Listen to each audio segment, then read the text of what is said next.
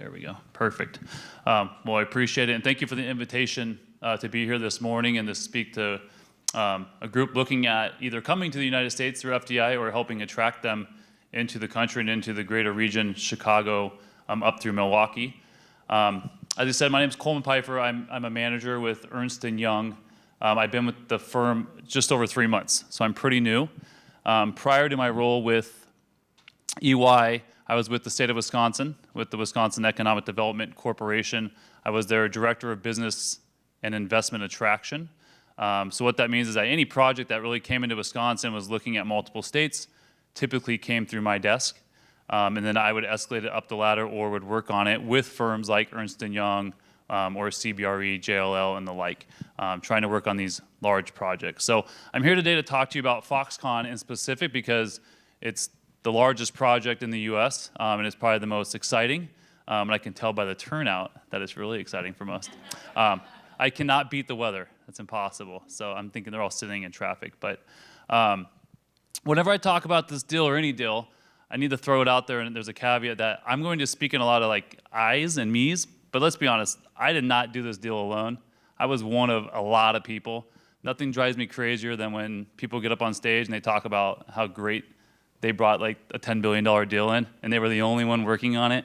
I think politicians are the best at that, but every one of us is guilty of it. So I want you to know, even though I say I did it, what I mean by I is that I had a team of probably 300 people at one point that ultimately has touched this project.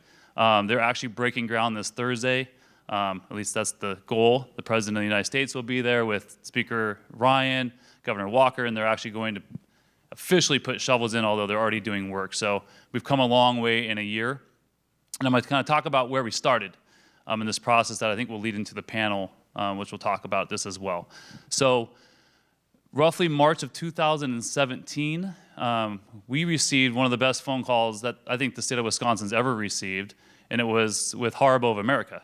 So we had worked on a project with Ernst & Young and Haribo of America to bring their first North American gummy bear production facility to Wisconsin. We were in very tight competition with Schaumburg, Illinois, which is where some of their executives of the US initiative live. And we were not sure if we were gonna win or not. And we got a phone call, I won't forget it. I was driving down the highway and Secretary of Economic Development calls me and says, I just sent you a PDF of a signed LOS or MOU from Mr. Hans that Wisconsin has won. So I slowly dropped from 120 miles an hour down to 70 and pulled over so I could do a little celebratory Yahoo, right? And it was like, this is the greatest deal Wisconsin's seen since, I wanna say like 1972 Kikkoman came to the state. It was roughly 240 million capital investment and ultimately 385 jobs, but we knew it was gonna be probably 550. So that was the biggest deal Wisconsin had seen since roughly 1972, let's say 1980. We were pretty high on ourselves. So I walk into the office April, I got a little extra balance, right? Our whole team does, everybody's excited. 3 weeks later, I'm still riding that high, and I'm kind of just in my little neighborhood of cubes, you know, talking about life, and my office phone rings. Okay, so I look down, it says blocked ID. So how many people actually answer a blocked ID phone call, ever? Right? I know I don't ever do it. It's always somebody trying to sell me something, or a robocall or a Russian bot, probably. For whatever reason, I'm in a good mood, I'm gonna listen to the sales pitch, right? I pick up the phone, and it's a young lady, I can't remember her name, I have to look it up. She goes, I'm with the Office of American Innovation with the White House of the United States.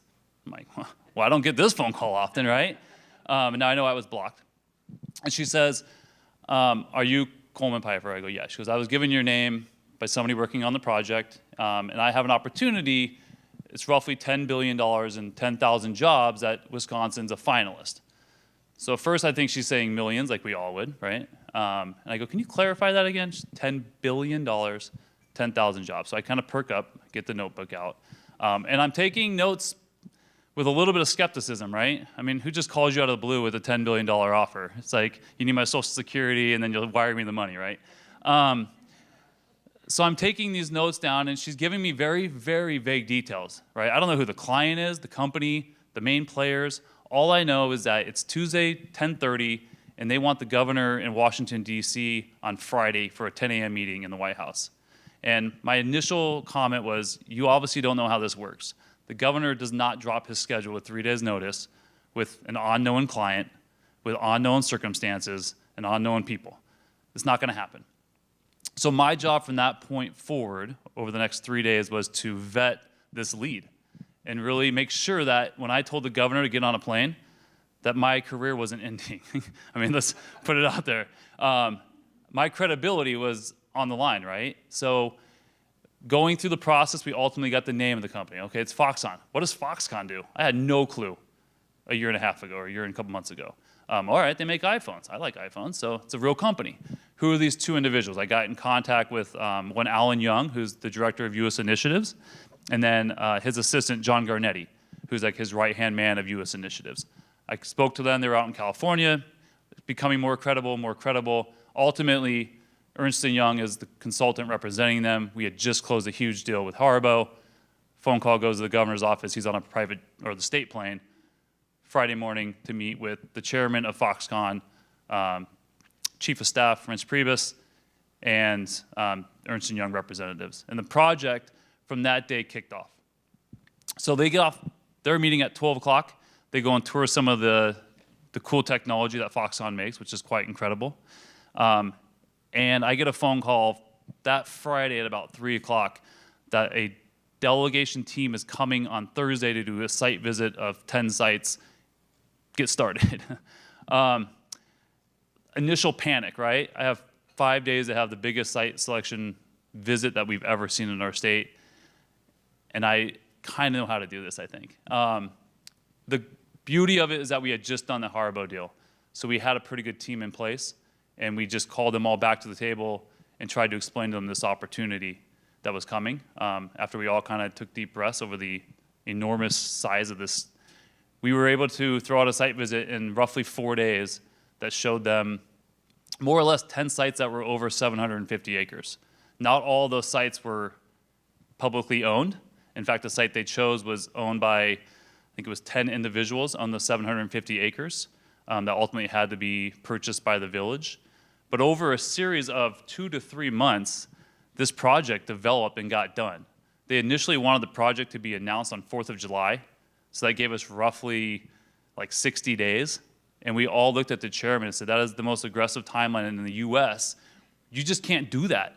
We have laws and we have things, if we're gonna purchase land, we have to have 30-day reviews and public comments, and in China, they just go, right? I mean, you're moving over there tomorrow, right?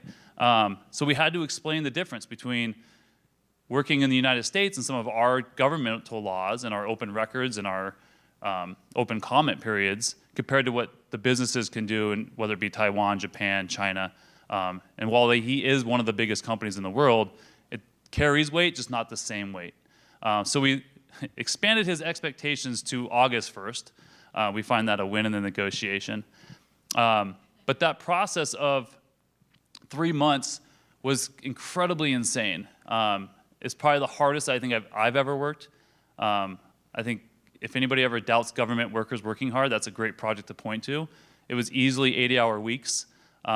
We had last-minute flights to Osaka, Japan on a Friday, landing on a Sunday and working all day Sunday, Monday with the chairman to view their Osaka plant.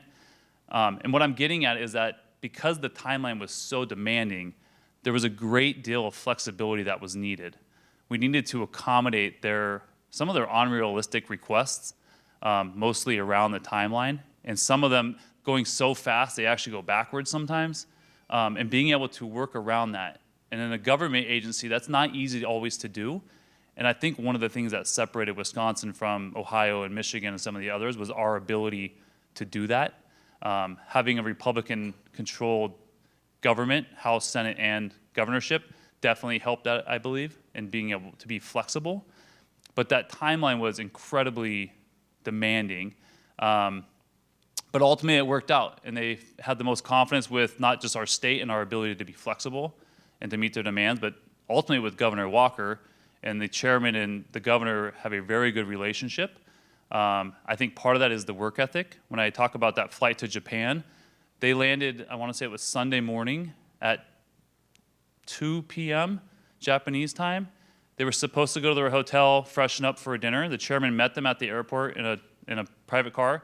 They immediately went and toured the plant, and they never went to their hotel. They just worked the whole time.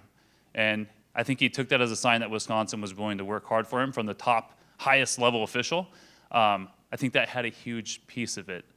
So ultimately, they chose Wisconsin. They made that decision in, I want to say, early August, and we were able to sign special legislation by the end of September to grant them a $2.85 billion incentive, $150 million in construction sales tax exemption, and the local community and the county were able to pass a roughly $850 million TIF through special legislation of expanding their percent towards their tax evaluation.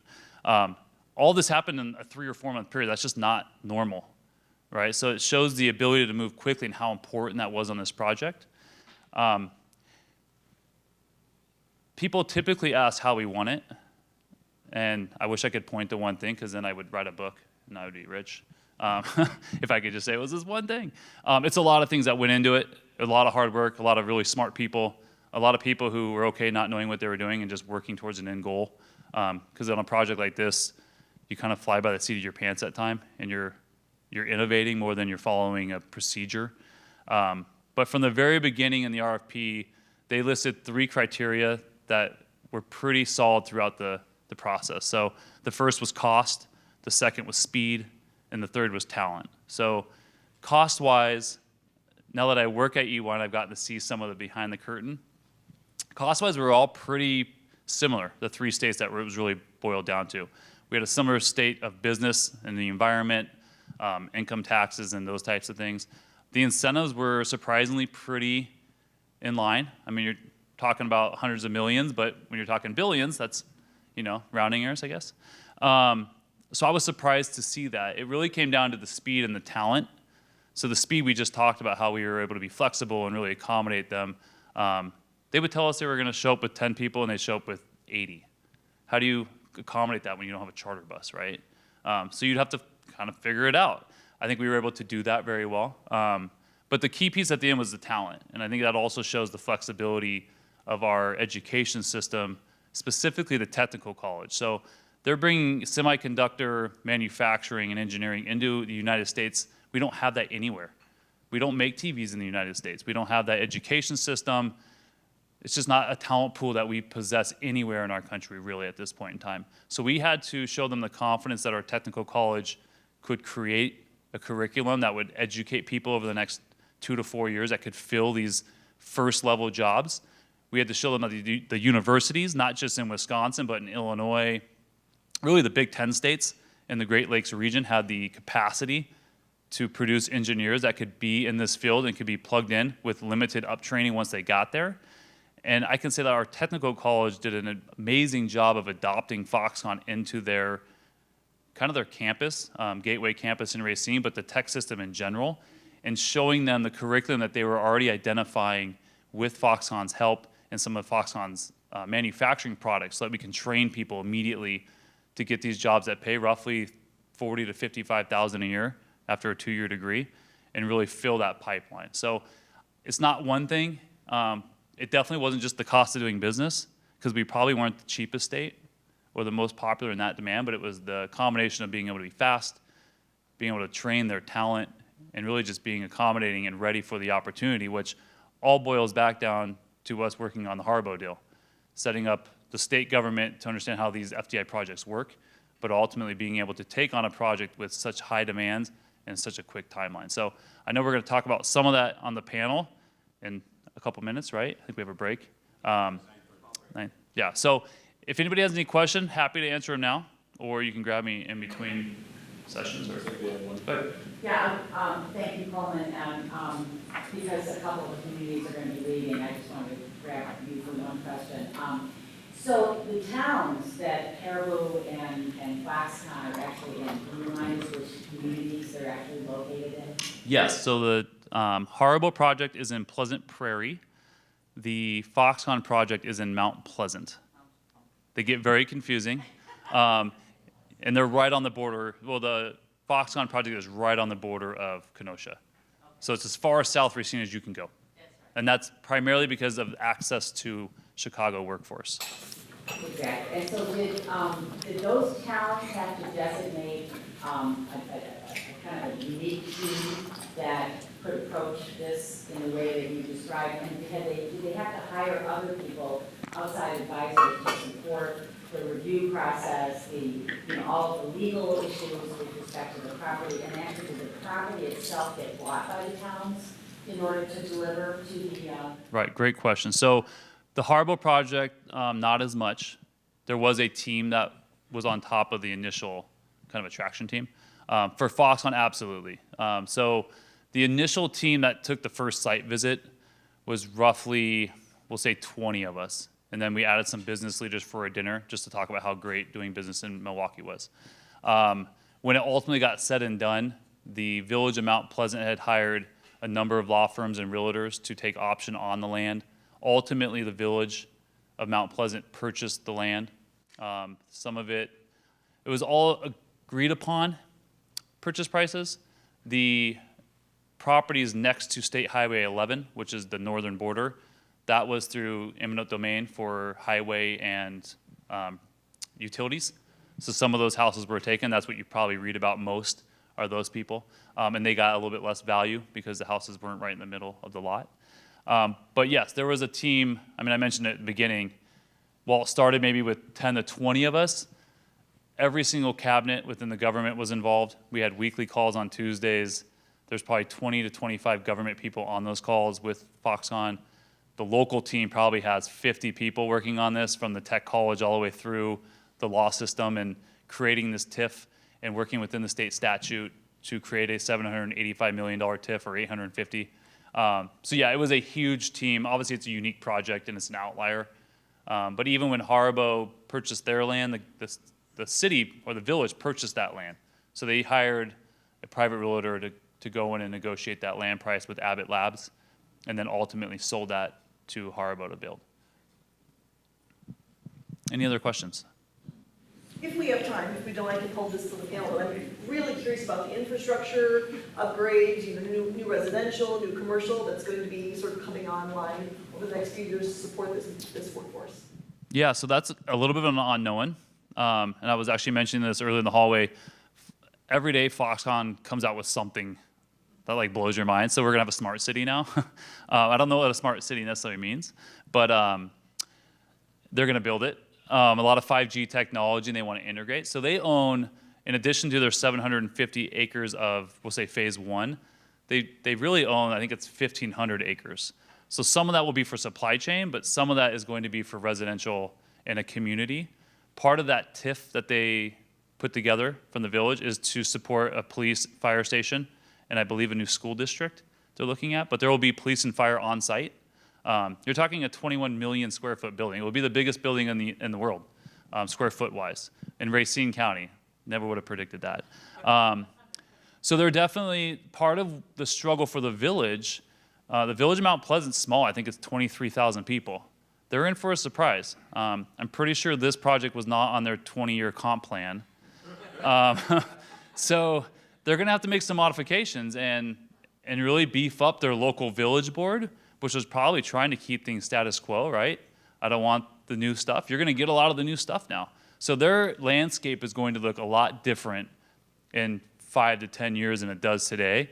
Probably to some residents, that's a negative, and to some, they're very excited because it's going to change the population, the demographics, the income, all these things.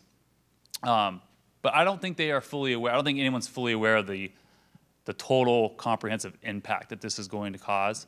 Other than landowners, because if you drive on I-94 right now, everything is for sale.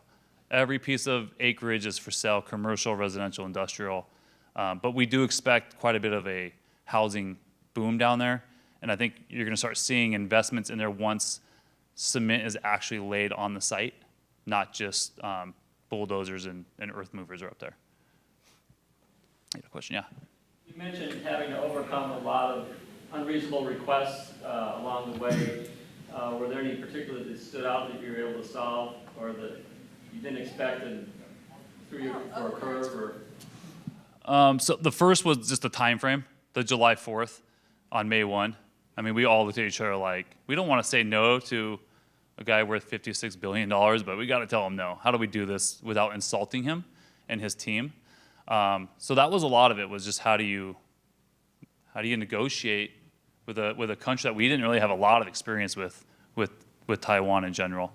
I will say the initial, we want $3 billion, kind of, I might have fallen down, said no way we're going to do that. And ultimately, through economic analysis and using tools like Implan and EMSI and all these, we use a variety of them, and different tax firms, EY being one and Baker Tilly, we were able to identify that there is a payback should they do all the things that they're supposed to do.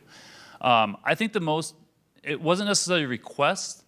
The thing that we had to get used to the most was they would tell us 10 people are coming, and they would show up with 50.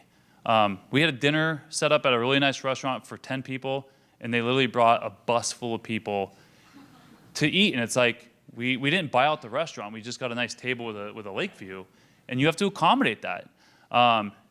In the hindsight, knowing what we know now, that was a great sign. If they were investing roughly 60 leaders out of their office from Taiwan, China, to come over here and sit at a dinner, they obviously valued what information was being shared. In the US, we wouldn't do that, right? That's rude. That's how business is conducted, and they wanted to make sure the people who were actually going to be working on the engineering, on the deal, heard it firsthand so they could really implement those ideas. And then if the chairman had questions, they could come grab one of them and he would have the answer right away. So at the end of it, we saw it as a value, but during it, it became very frustrating when you go through all these weeks of preparation for a meeting and they blow it up by bringing in an extra 80 people. Very difficult. To build on that, they brought roughly 50 engineer site people to view the site in, I think that was the end of May, for a week. They didn't go home till August. So trying to figure out hotel accommodations for an extra 8-week stay. So there was that was a very common trend throughout the entire process, which, again, flexibility, we would laugh at times about being accommodating and flexible, and you would get frustrated, and you would work so hard 4 days just to throw everything out the window, and now we're going a completely different direction. It just became the norm, and we figured out a way to make it work and just stay the course and not get disgruntled, and knew we would get a vacation someday. Yeah. How did the state, or did the state step up and help, the budgets of the smaller towns? Because you're going to be, how much did it cost in man-hours to actually develop this piece? And yes, everybody's on salary, but you got to bring in the accountants, the consultants, and it wasn't a line item in their budgets being able to do that. How was that done? Right. So one of the key leaders of the entire project was Secretary Neitzel with the Department of Administration, and they took on a lot of that burden from the local municipality, especially the villages don't have a ton of money by design, really. So they didn't have the capacity to take this on. So the Department of Administration took on a lot of that. What's this mean long term? How are we going to support them? Ultimately, that discussion led to part of the special legislation was allowing them to increase their TIF capacity because they were pretty close to tapped. And they knew they were going to have to go well past the 12% law and probably get closer to a 20% or 22% of the assessed value. So they gave them the funding ability to do that. So a lot of that, I think it's $750 million or $800 million, a lot of that is going into paying those fees and helping support that. I think the tech college also ate some of that in terms of the training, just seeing the opportunity, especially once there was an MOU signed and a deal signed, they felt more comfortable about doing some of that, I'm gonna say pro bono work, knowing that it would come back in the back end. Part of that special legislation also has money towards workforce training directed to the tech colleges. So it's not given to Foxconn, but the idea is that the tech college can take it to train Foxconn employees, but it is not specifically stated it's a Foxconn fund of education. Go ahead. Yeah. I still think you should write a book and outline the whole thing. But a couple of questions. One, on the incentives, I'm confident there's clawbacks, or how does that performance metric tie into that? And secondly,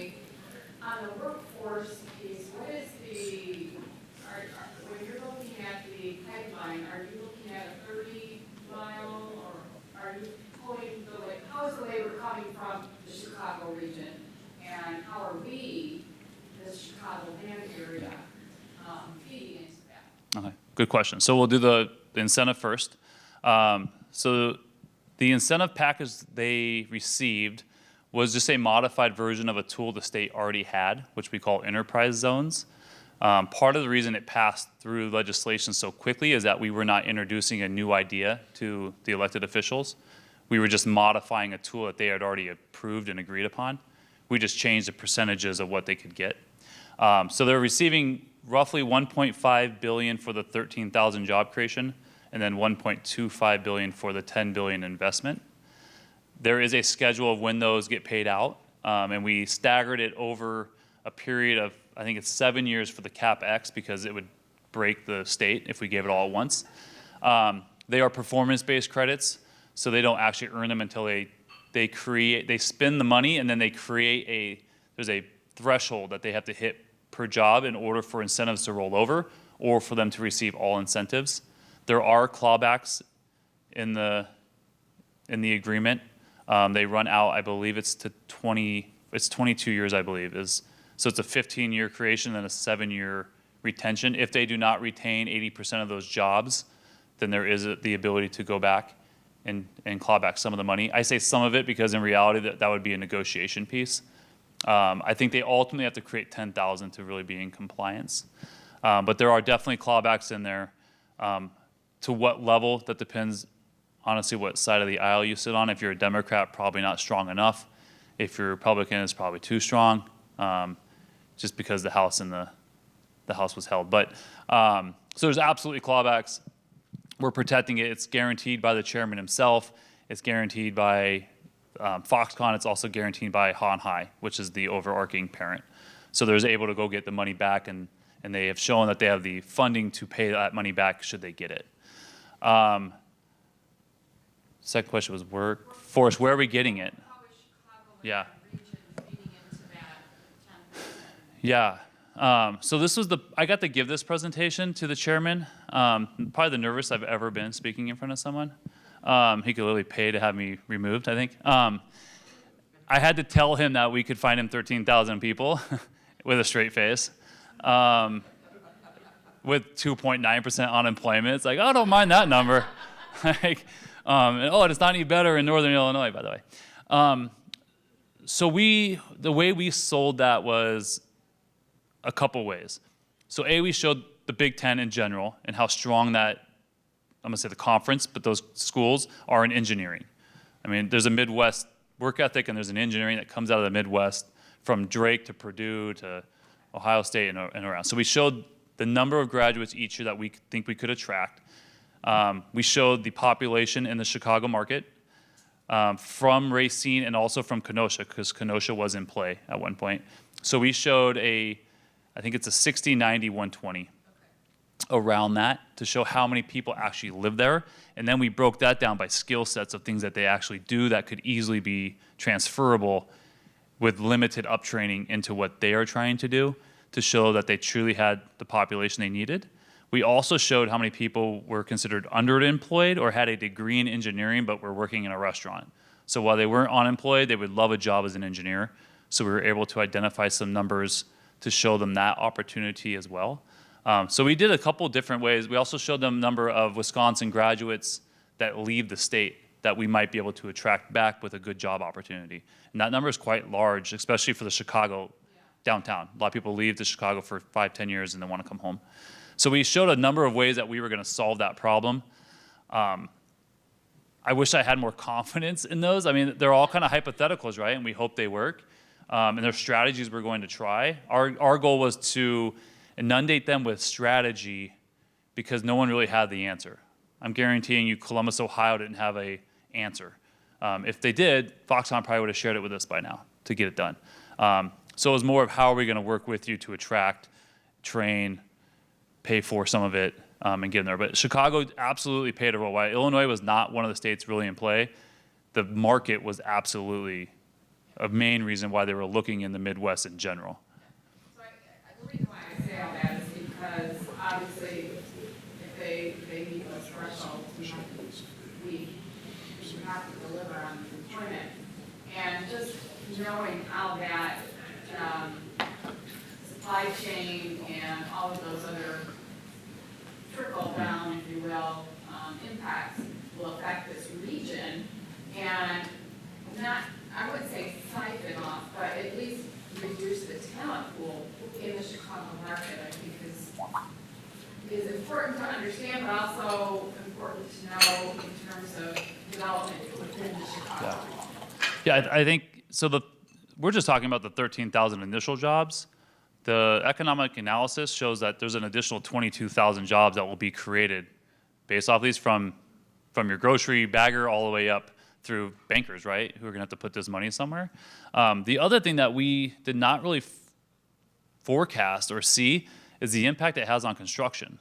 So I talk about Haribo, who's building this, it's like pretty small, like 1.5 million square foot facility, or whatever it is. Their construction costs have just skyrocketed because you're gonna pour 21 million square feet of concrete now. You're pulling that gravel from a number of different pits. That's going to impact construction in at least northern Illinois because they're gonna pull from here. Your construction workers, they're pulling those guys. So this project, once it really gets up and running, which is coming any day now, is going to have a huge impact on the cost of buildings, which is probably why you're seeing a little bit more spec building. They're trying to get them up and get their precast because you're not gonna get precast for a while. So we didn't really look at the implications of the construction side. Luckily, they finished the Bucks Arena in Milwaukee, so you have roughly, I think it's like 3,000 construction workers coming off of a job.